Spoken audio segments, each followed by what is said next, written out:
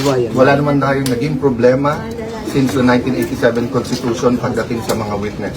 So simple lang sa lahat ng ating kababayan, let them testify. Sir, hindi daw pa mapasukin yung resource person, sir? Bakit nga hindi? Kayo ang nasa media. Martial law ba tayo ngayon? Bawal ba magkaroon ng guest? So kung hindi nila i-recognize ang Blue Ribbon Committee, bawal kami magkabisita dito. Ang may control ng Senate premises is the Senate President. That is in the rules. Hindi po ang USAA or kung sino man. If you look at, if I'm not mistaken, in section, I'll get my rules. Yung rules ko nandun. Sir, tutuloy pa rin naman daw nila yung Blue Ribbon.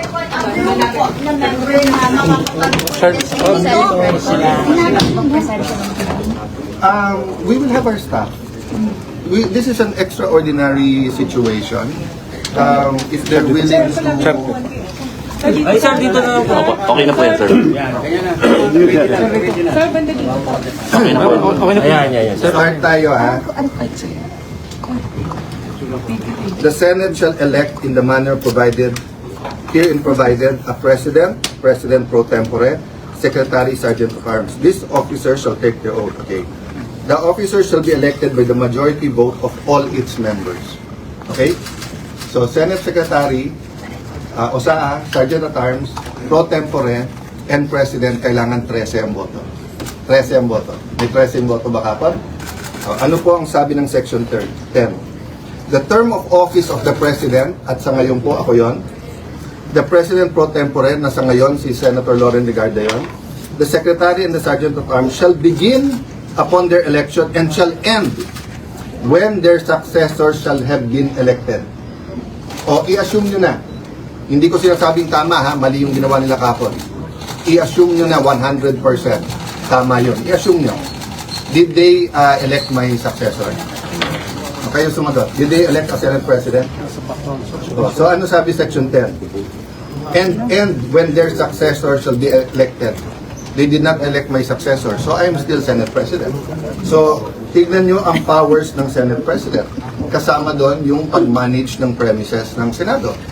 So kung sino man ang hindi susunod sa amin dito na papasukin is going against the rules of the Senate and the Constitution of the Philippines. Ganun lang kasimple. Sir, nasaan na yung 18? Nasaan na po yung 18? Pumapasok mo sa baba pero pinitigilan. Aha. So anong gagawin po ninyo? Sinusundo ni Senator Pia. Baka gusto niyong sundan ka. Opo. Nandun siya As we speak. As we speak. Nandun siya. Go to the lobby if you wanna see. Thank you, sir. So ito, Sir, thank you. Update namin kayo mamaya. Baka gusto niyong tignan yung 18. Nandun sa baba. Shout out us Reaction Vlog, YouTube channel. Please like and subscribe. Mabuhay kayo. Ready, go! Well, ipaliwanag natin itong nangyari ngayon na sinasabi nilang change of leadership sa Senado. Yung pag-elect ng bagong Senate President at si Senator Gatchalian yung na-elect by 12 members of the Senate. Alam po ninyo, magkaiba yung sitwasyon ng 1935 Constitution under Article 6, Section 10. Kasi sa language ng 1935 Constitution, hindi po ginamit yung word na all. Nakalagay lang doon that the Senate or the House of Representatives can elect its members upon majority of its members. Walang nakalagay na majority of all its members, majority of its members.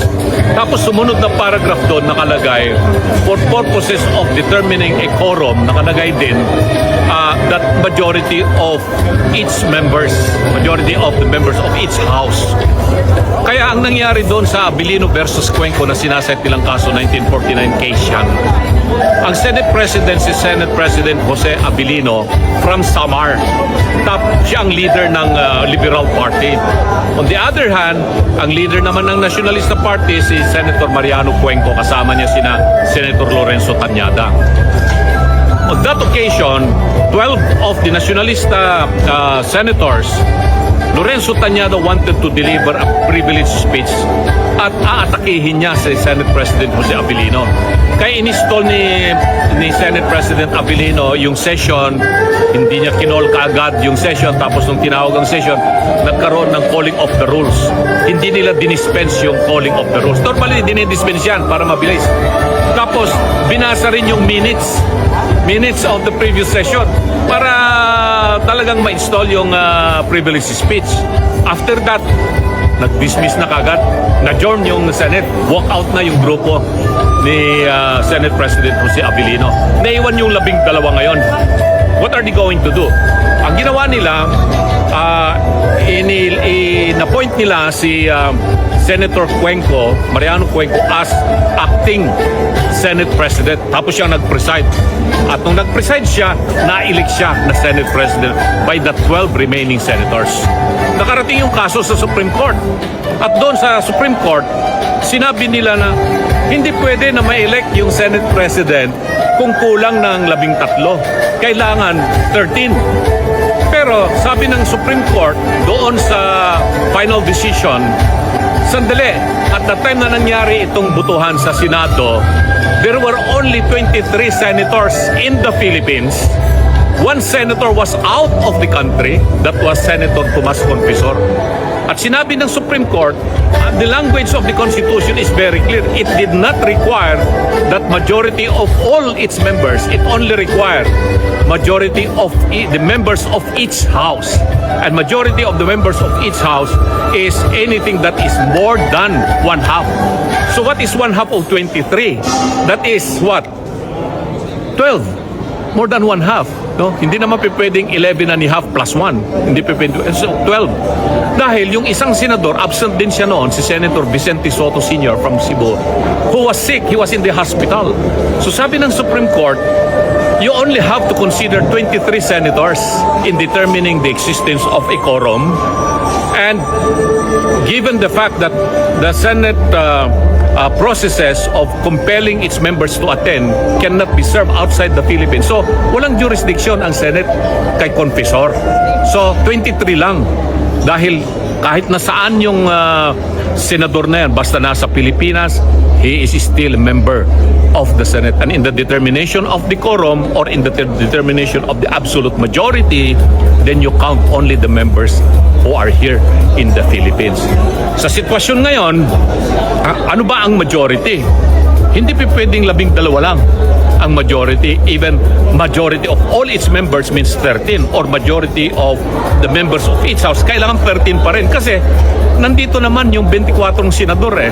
Kahit nakakulong si Jingo Estrada, hindi mahanap si Bato unless magkaroon ng ebidensya that Bato is already out of the country, then it would be beyond the processes of the court. But even if Bato is out of the country, is still the language of Article 6, Section 16 of the Constitution is very specific.